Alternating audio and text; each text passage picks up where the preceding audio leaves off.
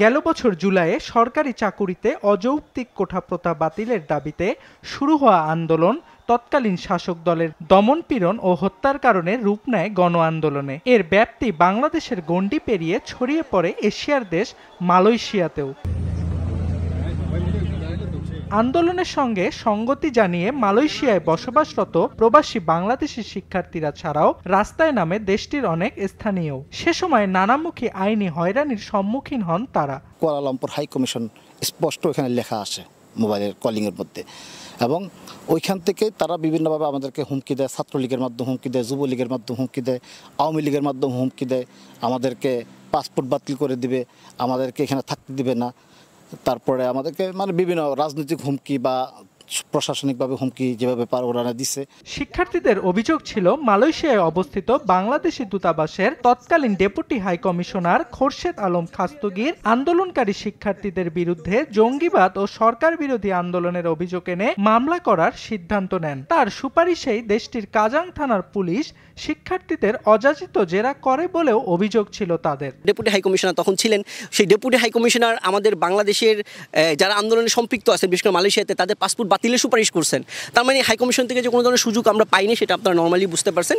বিভিন্ন সোর্স থেকে স্টুডেন্টদেরকে হুমকি, ধামকি এবং উঠিয়ে নেওয়া, গুম করে ফেলা এবং পুলিশি হয়রানি করার বিভিন্ন রকম পায়তারা শুরু করে এমবিসির কিছু দুর্নীতিবাজ কর্মকর্তা এবং কি আওয়ামী লীগের যে দোসর ছিল মালয়েশিয়াতে ওরা। এর প্রেক্ষিতেই কিছু স্টুডেন্টদেরকে 22 তারিখ বা 23 তারিখের মধ্যে ওরা উঠিয়ে নিয়ে যায়, এখান থেকে উঠিয়ে নিয়ে যায় এবং পুলিশ দ্বারা ওদেরকে একটা নালিশ করে এবং এখান থেকে উঠিয়ে নিয়ে যায়। পরে জিনিসটা আমাদের হস্তক্ষেপের মাধ্যমে এবং কি এদেশের প্রশাসনিক হস্তক্ষেপের মাধ্যমে জিনিসটা সেটেল করা হয়।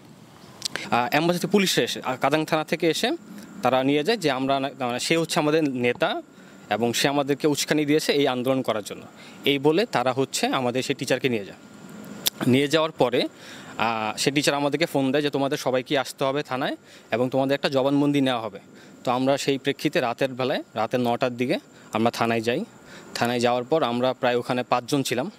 তো এক এক করে আমাদের 5 জনের জবানবন্দি নেওয়া হয় এবং সেখানে আমাদের বিরুদ্ধে যে মামলাটা দেওয়া হয় সেটা দেখে আমরা খুবই আশ্চর্য হই যে সেখানে আমাদের বিরুদ্ধে মামলা দেওয়া হয় দেশদ্রোহিতার, যে আমরা আসলে দেশদ্রোহিতা করতে এখানে আসছিলাম। আমরা এম্বাসি অ্যাটাক করার জন্য আমাদের হাতে নাশকতা সৃষ্টিকারী যন্ত্র ছিল বা আমাদের হাতে কিছু অস্ত্র ছিল, যেটা ছাড়া তারা উল্লেখ করেছে এখানে।